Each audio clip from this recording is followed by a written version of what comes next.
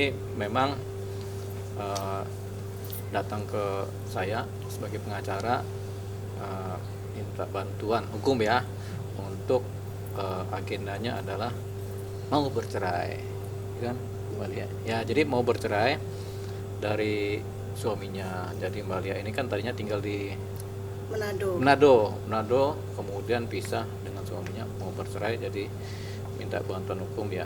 Tentunya karena domisili Jakarta, kita lagi upayakan supaya gugatan cerainya juga bisa dilaksanakan di Jakarta ya, di wilayah Pengadilan Negeri Jakarta Selatan itu ya. Jadi agendanya memang sudah ini berkeluarga Malia dengan suaminya. Siapa namanya kalau boleh tahu? Munawir Najib. Pak Munawir Najib, yaitu suaminya. Kita mau gugat cerai ya, namanya cerai gugat kalau dalam ilmu cerai di pengadilan agama. Nah udah ini tuh karena kan udah klimaks lah ya, udah klimaks, jadi ya harus yakin. Ada persoalan yang sangat memberatkan, dan kemudian nanti kita akan sampaikan ketika kita ajukan gugatan apa sih persoalannya ya. Ini memang ya, kalau kami sebagai laki-laki kami paham, oh kalau ini persoalannya ini ya sudahlah, memang harusnya sudah pisah kan gitu kan, supaya nanti Mbak Lia juga bisa menjalankan hidupnya sendiri ke depannya, bagaimana nanti yang di sana juga suaminya juga nanti bagaimana kehidupannya gitu. Ini kalau secara batin mental ya bisa dirasakan, saya juga ketika mendengar ceritanya ya bisa merasakan juga. Tapi nantilah di pas gugatan, mungkin di hari Senin ya, minggu depan kita akan ajukan gugatan cerai. Ada teman yang bilang kalau Bang Deo ini beliau itu mau membantu gitu, karena di sini kan biasanya kan ada yang lawyer itu yang ditunjuk karena aku ada duit nih bisa bayar lawyer gitu, tapi karena aku emang benar-benar nggak ada, jadi minta tolong Bang Deo, terus mau gitu Bang Deonya gitu, benar-benar yang pure Bang Deo menolong. Jadi ya udah saya bantu, karena memang posisinya di sini kan ini kan cerainya tuh kayak rumit ya Bang ya, jadi memang harus benar-benar jangan sampai salah tunjuk gitu loh, takutnya nanti malah kemana-mana kan jadinya nggak fokus sama perceraiannya. Jadi alhamdulillah ya, mungkin Allah sudah kasih jalan untuk bertemu Bang Deo, kenal di sini hari ini ya. Terima kasih Bang Deo mau nemenin saya gitu, mau ngebantu Lia gitu. Sebenarnya ada satu hal yang saya nggak bisa cerita, karena nanti itu kan tadi seperti Bang Deo bilang ada yang masuk perkara gugatan nanti gitu. Kenapa sampai aku ngajuin gugatan gitu kan? Yang jelas ini sudah nggak bisa dipertahankan gitu. Bukan karena masalah orang ketiga, bukan karena ketidakcocokan, bukan karena masalah ekonomi, bukan. Jadi menurut aku tuh lebih gak tau ini tuh kayak gimana ngejelasinnya dari awal itu. Yang jelas ini nggak bisa dipertahanin gitu. Jadi ya memang kalau sesuatu yang tidak bisa dipertahankan, ya kenapa kita mesti sekeras apapun aku berusaha gitu.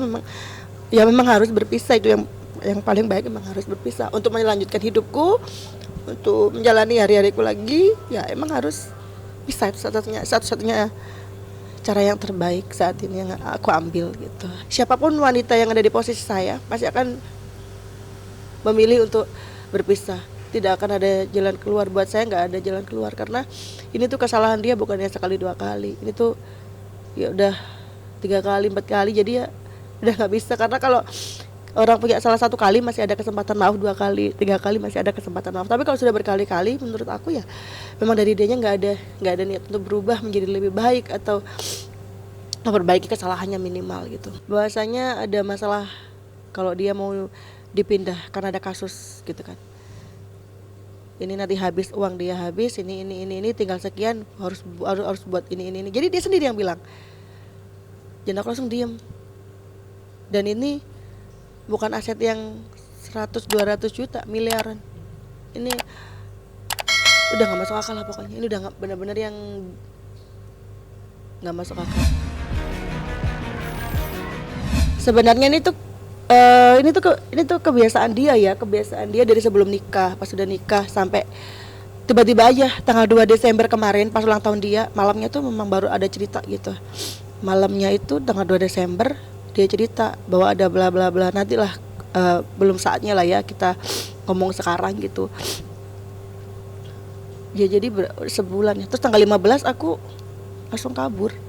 Tapi aku masih bertahan dulu, masih ngebantuin dia packing, masih ngebantuin dia mempersiapkan segala macem gitu kan. Terus kita pindah dari Tondano ke Manado. Terus aku packingin semua barang-barang dia, dikirim ke Makassar karena dia akan pindah kan. Tapi karena setiap hari tuh aku nangis aja, kayak nggak percaya, bener nggak sih ini, bener nggak sih gitu, kayak apa, aku mimpi nggak sih gitu, aku mimpi nggak gitu, karena ini tuh apa ya, bukan selingkuh ya. Seandainya kita ditinggal, maksudnya diselingkuhin sama suami, mungkin sakit hatinya kita tuh masih ada kayak introspeksi diri. Oh mungkin karena aku kurang cantik ya, mungkin karena aku kurang seksi, kurang putih, nggak ideal lah sebagai perempuan, masih bisa kita introspeksi diri. Tapi masalah ini tuh nggak ada di otakku gitu loh, nggak masuk akal aja gitu masalah ini tuh gitu.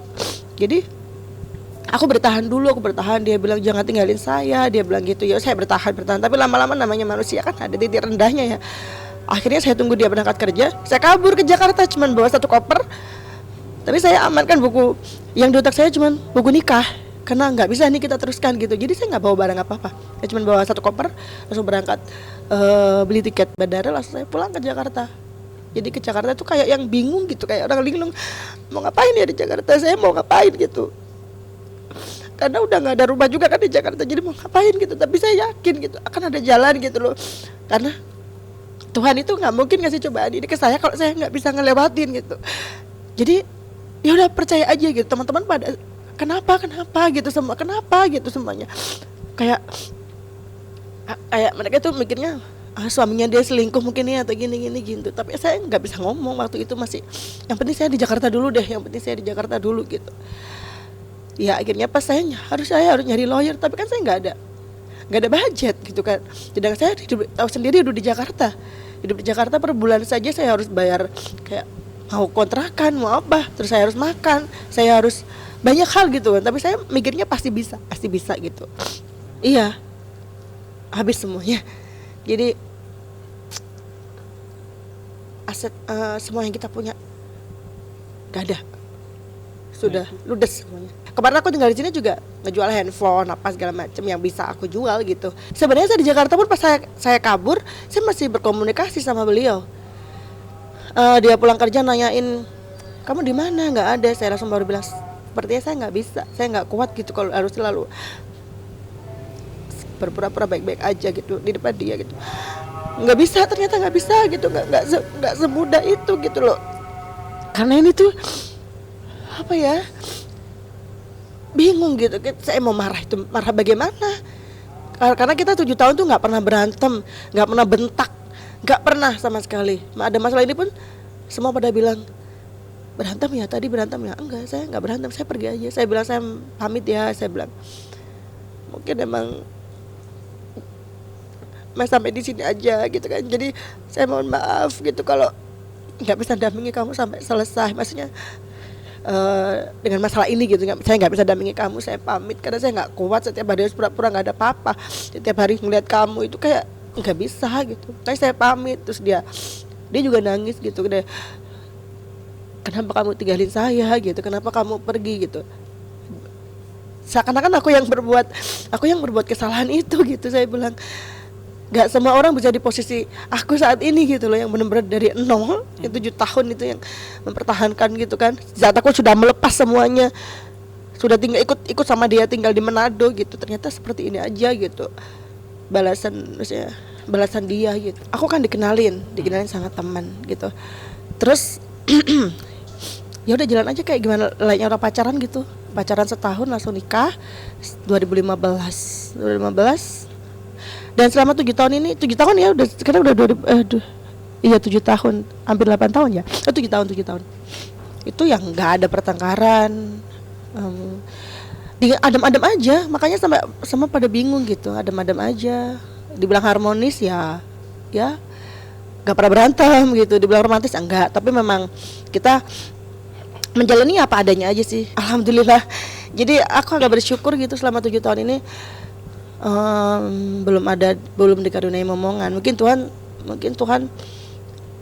tahu gitu, seandainya aku punya anak dan saatnya kondisinya seperti ini, bukan mental aku aja yang akan hajar habis-habisan pasti akan mental anakku gitu. Jadi mungkin aku bersyukur banget Tuhan itu memang baik banget gitu. Kenapa aku belum dikasih selama 7 tahun ini belum dikasih gitu.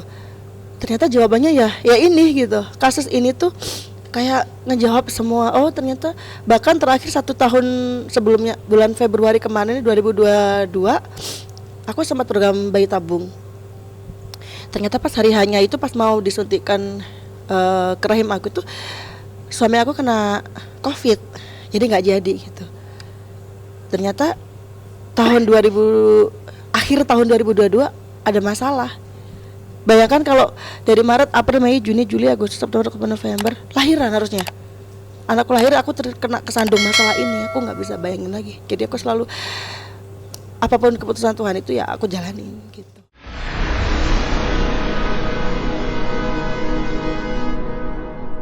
Jadi jangan lupa untuk subscribe Cumi Cumi. Ditekan ya tombol lonceng merahnya.